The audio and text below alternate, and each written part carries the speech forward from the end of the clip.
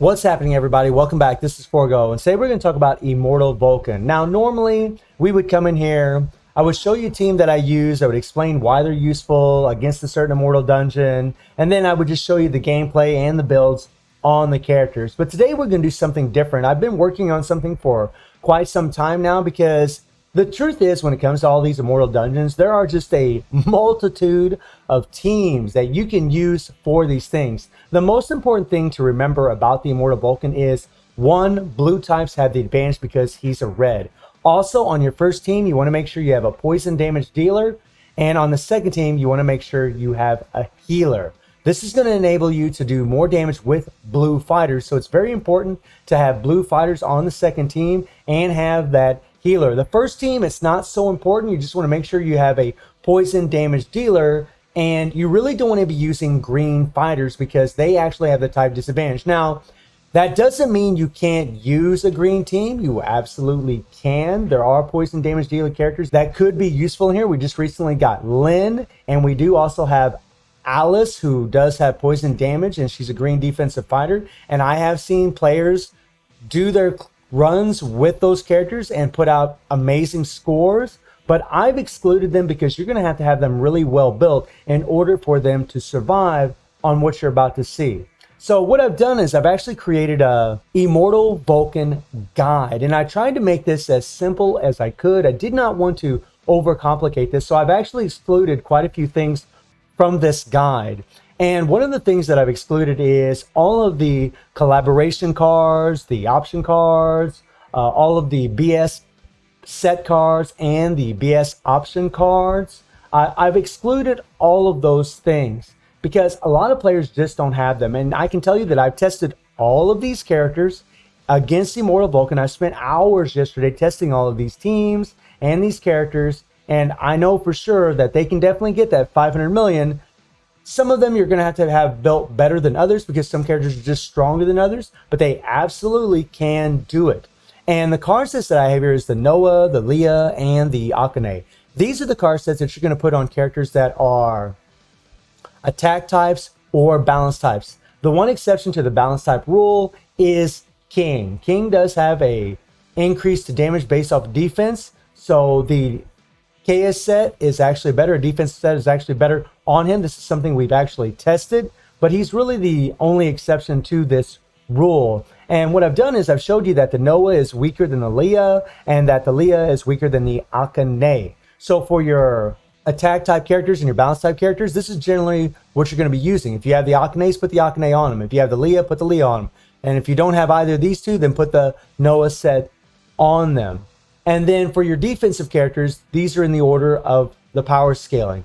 So the KS set is going to be the stronger, then it's Mr. Big, and then this set. Now, you've also seen this little question mark right here, but there's no color involved, and it says best choices. So we have the first teams, we have the cards for the first teams, second teams, the cards for the second teams, and then the best choices. And what you'll notice is that I have these little question marks with the color right here. So all of these question marks with this green color here, with green, these characters are going to be the characters that you'd put in those green question marks. And this is the card set that you would use for them. You'd use the Akane. And again, if you don't have the Akane, you just use the Leah. If you don't have the Leah, then you just use the Noah set. And again, I tried to make this as simple as I could. And again, you know, the thing to always remember about Immortal Vulcan is you want to have a poison damage dealer on the first team, and you want to make sure that you have a healer on the second team. And you know, you don't have to use these exact teams. You can mix it up, you can blend it up. Just make sure that you have your poison damage on the first team and make sure that you have a healer on the second team. I can tell you the best healer of them all is going to be Orochi Leona. Her survivability is just tremendous. She's a terrific character with the decreased damage received, and her damage is absolutely insane.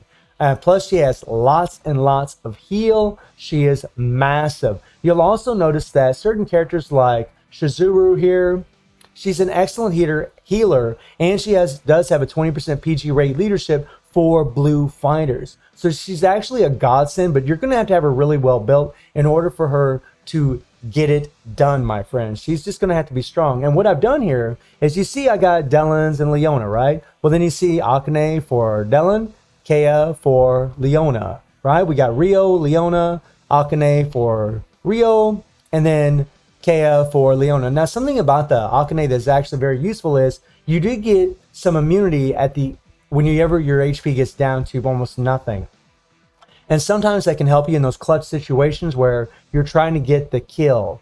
Now, I've actually put in kind of an unorthodox team here as well with Pretty Zero and then Leona and then Nameless. This is actually a pretty good team. I know I've seen a 500 million run done with this for your first team, and they actually can put in work. None of them have the type disadvantage. None of them are green fighters. They actually can put in work. Now, you also notice that these are blank right here. They're blank because Shizuru and Rio are really going to be some of the best characters. And if you don't have those characters, you could also just put in Dell here, which, let me just go ahead and put him in here.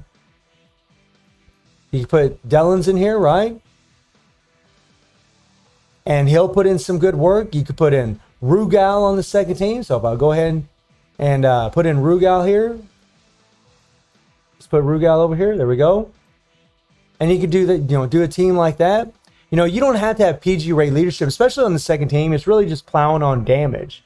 This is the order, by the way, of the characters that I would use for the second teams. Leona would be number 1. I think that Goro would be number 2. And I think that Shermie is actually quite insane. I've actually seen a 500 million run done with Shermie, guys. She is freaking great for this, but she's going to have to be built super well. Now, you notice that I also have K here, and then we got a little question mark with blue. And these are the characters that you can put in that blue. There's lots of characters. Now, Geese here, only if you have his 3PG. I know I excluded all the BS cards, but if you do have his 3PG card, he can put in work here. He can absolutely help because you have your poison damage dealer with pretty big. And the Akane is going to be the best set for all these characters. I've actually tried it. They've done really, really well.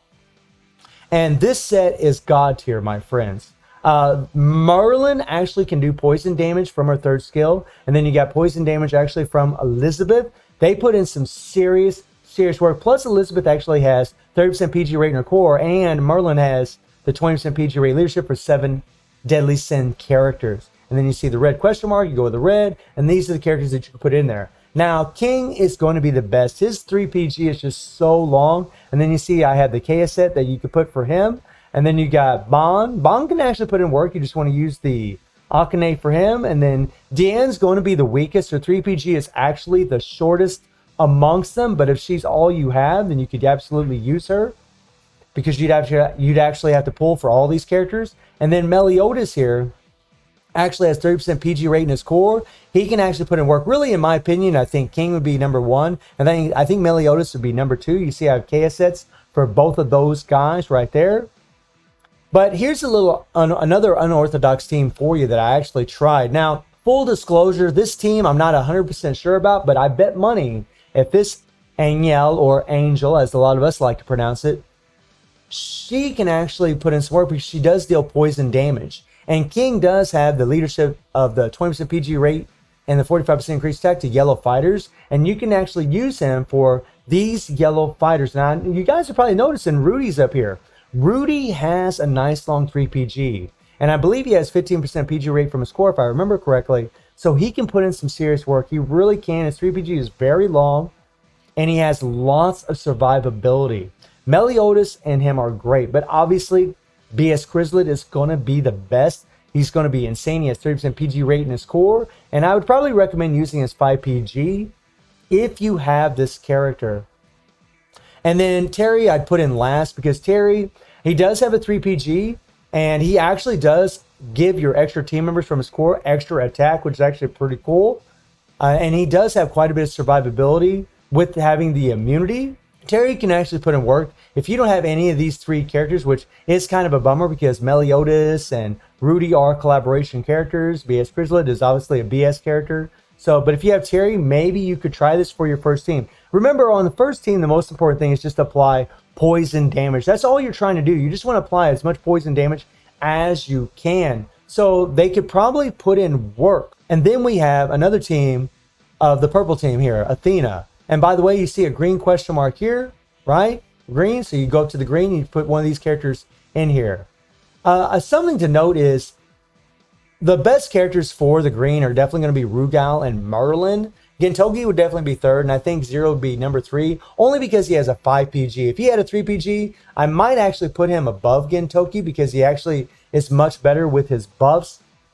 But Gintoki has that nice 3 PG, he'll just be better. But Merlin and Rugal are godsends. Rock and Mature are going to have to be built a certain way. They're probably going to have recovery stones on them in order to survive. Mature probably won't be the greatest unless you have her option card that gives her super armor, and that's only going to be on a 15-second cooldown if I remember correctly. So she won't be the greatest choice. She does have 30% PG rate in her core, but she's not going to be the best choice, but she is an option if that's the only one you have available for you. And then we have Athena, who has that 20% PG rate leadership, and then of course Elizabeth. You'll see Elizabeth quite a bit on here. She does really, really well. I tested this, and they definitely can put in work. See the purple question marks, so we got the purple characters here. And you actually have, you got Nameless, you have Orochi, you have Eileen, you have Chris here, Bond. You can even use Chris as a leadership over here. So if I would put Chris over here, you could put Chris over here and have him as a leadership. You could put Elizabeth right here. You could put her in here and use Elizabeth right here. And then you could have another one of these. Don't know why that went all the way down there.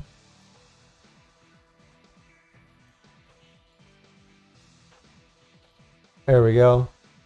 And you can have this little setup right here, right? So you could do this as well, and you can put a different purple character in there. Chris does have a 3 PG, and again, Orochi's always available in the game, Nameless is always available in the game, but it's only if you have Elizabeth where this is actually going to work. And then you see how I had this set up. You see the Akane. So we need to move this around here and put this up here. There we go. Because you want the KS set for Nameless, Akane for Orochi, Akane for Eileen, and then the Akanes for these two characters will put in work. So that concludes the Immortal Guide. Again, there are other teams that you can use, but you guys can try these teams to see if you can get it done. If you do have collaboration cards and you do have the BS option cards that increase strike skill damage and blast skill damage, you should absolutely use them because they're going to enable you to do a lot more damage to Immortal Vulcan. But I can tell you this team here is absolutely god tier. So let me know if you like the Immortal Guide and if you'd like to see more of these guides for the other Immortal dungeons, or if you think it's too complicated and maybe I need to change it up. Maybe I need to try to simplify it a little bit more. I will put the link in the description below, and I would ask you to join my Discord. The link will be in the description below, and also I do stream on Twitch at 9 p.m. GMT plus 7 time, Sunday through Thursday. The link will be in the description below for that too. And I will put the link in the description for the Immortal Dungeon Guide, but I would ask you to join the Discord because it'll always be available in there as well. So I hope you enjoyed the video. Thank you for watching. Y'all take care and have a good one.